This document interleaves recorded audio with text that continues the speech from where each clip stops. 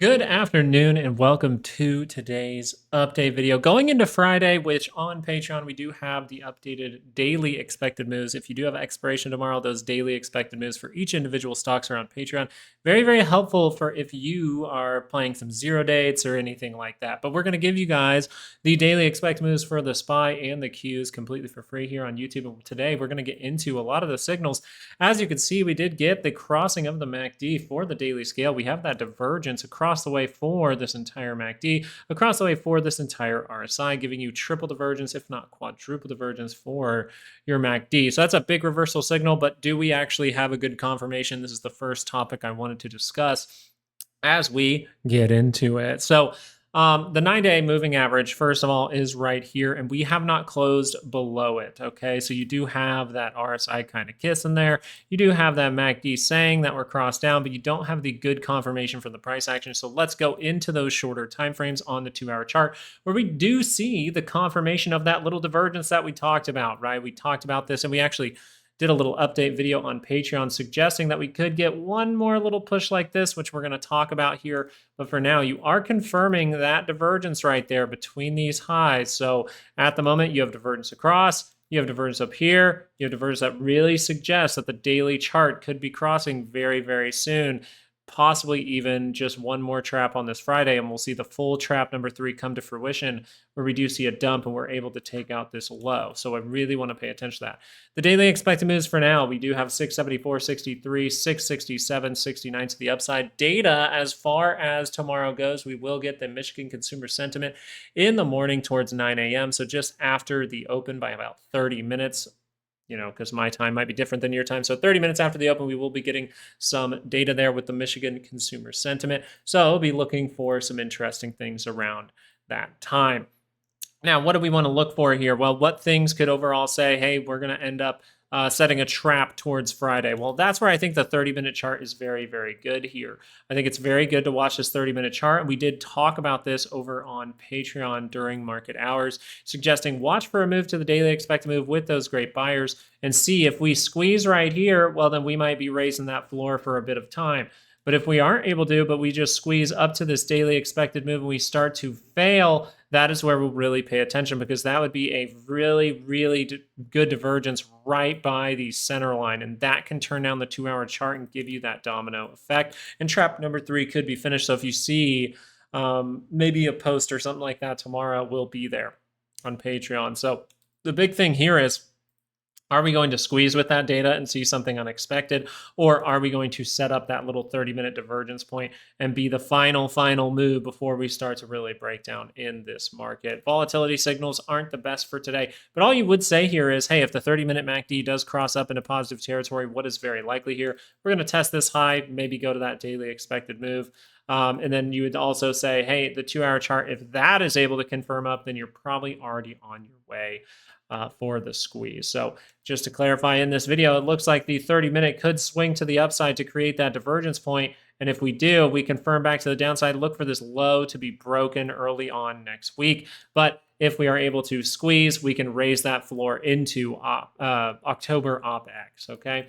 So as we look at the Qs, this is really the reason I really wanted to bring this up, was the Qs have divergence all across this for that big trap number 3. Thank you to the Qs for telling us this. They were the one that really helped us out here. What do you notice about the daily expected moves? Well, 614.88 to the upside, 606.56 to the downside. The Qs would take us, if we went to this daily expected move, it would take us outside of the weekly expected move. So who's to say, let's go outside of that weekly expected move where we have a 68% chance to close below that line. So the most probable area to close for tomorrow is right in here. So if we're able to see that upward move, and then we see that selling start to come in. We see this MACD give this little blip and roll, give this little blip and roll on the RSI. Well, that would be divergence in the near price action, and that can really turn down 2-hour charts. Now, the fact that this 2-hour chart has already slightly confirmed and is starting to unconfirm to the upside is a problem, but you do see the big divergences that we have across. Why we were calling out trap number 3 was this reason right here. Here's your trap number 3. It looks like that we are going to possibly reach up towards 612.77. And the only thing that can really stop us from heading in the downward direction if a divergence is not formed here, right? If we are able to squeeze through enough to really wipe out a lot of these points of divergence, that would be what really raises the floor into that OPEX. So let's just go over volatility for a brief moment. Now, volatility is curled down right now on the 2-hour chart in negative territory, right by that center line. Not a good sign for the time being. This means that the daily chart could rotate down here. We could see that little bit of a squeeze into October 17th. We could need to confirm down, see a push lower, create that divergence point down by that 1504 where we're able to curl to the upside again. The big thing here is if this does not curl down, but instead just whips up on the 2-hour, we can get the complete opposite effect. The big thing here for a trader is to understand that we have had the game. We said this the last time too. Let me do this on the SPY. We actually said this over here. It was right here.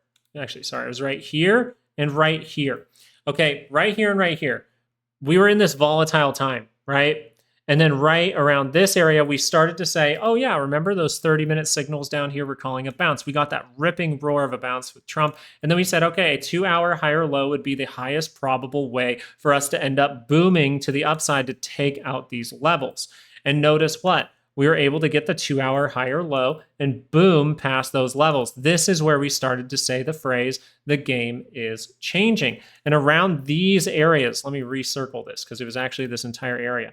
Around these areas, a lot of people started to discuss crash, crash, crash. And actually this area too started to discuss crash, crash, crash. This moment, you had the opportunity for some kind of pullback. We didn't even see that. And this is why we were saying from this point forward, the game has changed. Look for the bullish continuation moves. Look for the bullish continuation moves and look for the violation of a lot of divergences. That was overall stated after we made this 2-hour higher low. Now I am saying it again. We have been in this bullish game for a long period of time, and the game is about to change. You are about to go into a period of time of volatility. How do we overall know that? It is because of all the divergences here on the daily scale. It is because of all the divergences on the weekly scale that are now positive. It is also due to the fact that this week we could be curling up this MACD for the weekly chart for volatility. So this is very, very likely going to be some sort of correction for a month or two, maybe even a little bit longer. We'll see how it shapes up. But for the time being, this tells you as a trader, the game is about to change. I am most likely about to go into a period of time of volatility. And so I want to be sure that I'm not overexposed to upside here, but maybe saying, hey, I'm taking my profit in some way. I am looking at markets and saying, hey, this is enough for me. There's a big portion of the book that I like to shout out, the Psychology of Money book, that talks about when enough is enough, and each person has a different amount. Some people might have played the 2-hour higher low here and held on for weeks and said, hey, this right here is enough for me. For me personally, this right here was about enough for me. And then I took a couple of little trades. I started to really trim stuff off at these highs. And now I'm to the point where I'm like, I'm not messing with this in the slightest. I'm actually going to buy volatility for a few months. I've had to flip the script a couple of times, but now I'm scaling into that position. Why am I changing what I'm doing? I'm changing what I'm doing because the game is about to change. We are seeing signs that the game is about to change. And so the best thing you can do around these areas is say thank you for the big bullish run. And I'll say thank you again when you pull back to that weekly 50 so that I can get things very cheap for that run in 2026. But I have to understand that the game of just buy and be able to see the market go up and up and up is about to change. You are going to go through a period of a correction in volatility. So just wanted to put that in full context. So as of right now, the thing that I am leaning towards, if you're watching to the end of the video, sometimes I discuss what I am leaning towards. I don't think I've done that for a couple of videos, so let me do that now. The thing that I am leaning towards on tomorrow would be the 30-minute being able to confirm up into positive territory, curl up to 674.63, maybe see that resistance come in almost right away towards 9:30, towards an hour to 2 hours into the day, and then we get that confirmation down. That would be very, very nice because that would be a sign that the 2-hour is not going to be able to cross back up, but instead reject and start to make new lows below these areas. And the big thing for me is, as far as calling a top goes, I want to see the market completely go below this level before I'm willing to say top in this market, because if we just come down to this area and we curl up into positive territory, we're still going up. So you really have to take out these levels. You have to see that head and shoulders, that right shoulder that could have been form.